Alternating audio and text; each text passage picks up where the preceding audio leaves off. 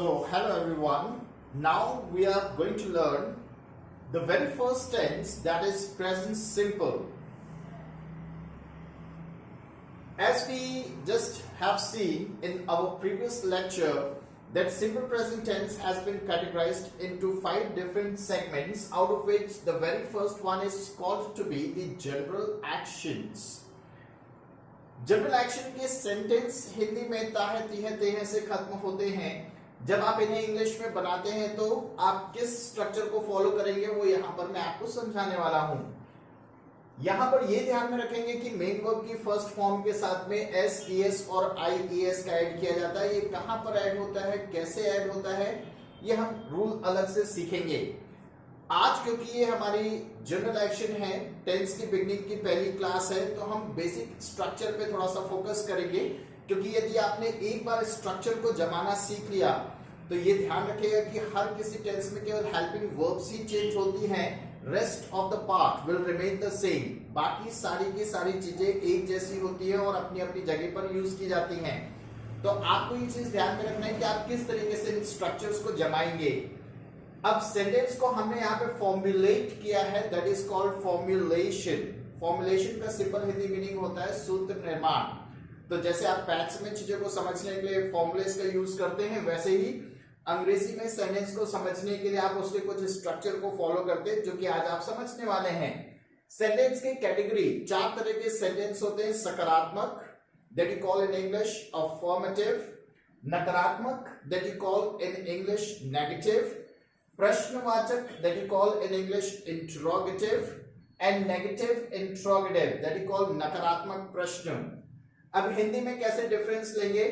Affirmative sentence जो होते हैं वो जनरल सेंटेंस होते हैं, जिसमें कोई भी नेगेशन नहीं होता। नेगेशन मतलब नहीं वर्ड नहीं आएगा और प्रश्न सूचक मार्क नहीं आएगा।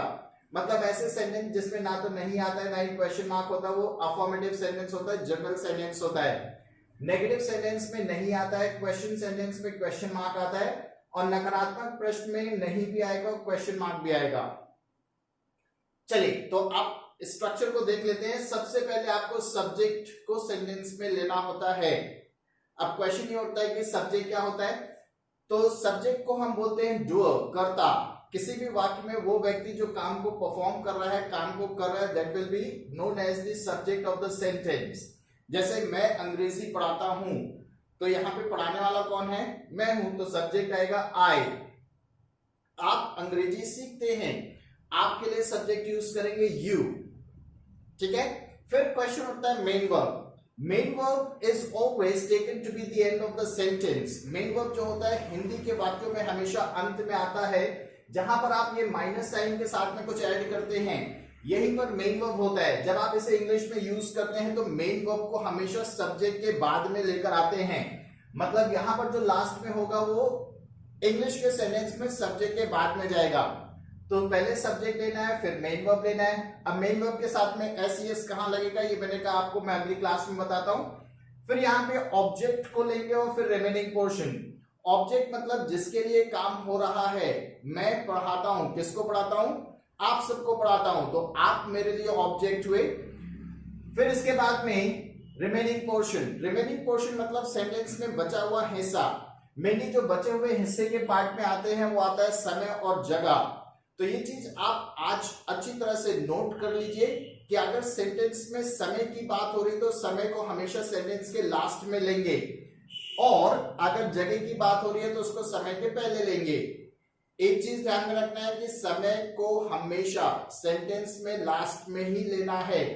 अगर आप समय को लास्ट में नहीं लेंगे और कहीं लेंगे तो आपको फिर पंक्चुएशन साइंस के यूज करने पड़ेंगे, जो कि आपको स्पोकन इंग्लिश में कभी कभी प्रॉब्लमैटिक फील होता है। So it's a better ideology to use time frame always at the end of the English sentence. जब वाक्यों को आप नेगेटिव बनाएंगे तो सब्जेक्ट के बाद में कुछ एक्स्ट्रा वर्ड्स ऐड करते हैं। इन एक्स्ट्रा वर्ड्स को कहा जाता है हेल्पिंग वर्ब्स, सहायक क्रियाएं। अलग अलग टेंसेस में अलग अलग सहायक क्रियाएं यूज होती हैं। इसकी भी डिटेल हम आगे चल के देखेंगे बहुत ही अच्छी तरह से। इस टेंस में जो सहायक क्रियाएं हैं वो डू और डज है। कहां पर डू लगेगा, कहां पर डज, ये जब अभी हम नेगेटिव सेंटेंस के स्ट्रक्चर को और डिटेल में पढ़ेंगे तब देखते हैं। मैं अभी आपको जनरल वेज में बता देता हूं कि आई वी यू दे और प्लूरल के साथ में डू का यूज करते हैं, ही शीट और सिंगुलर के साथ में डज का यूज करते हैं। और एस को भी तभी जोड़ते हैं जब subject he she it third person singular होता है। अभी आगे चल के और डिटेल देखेंगे।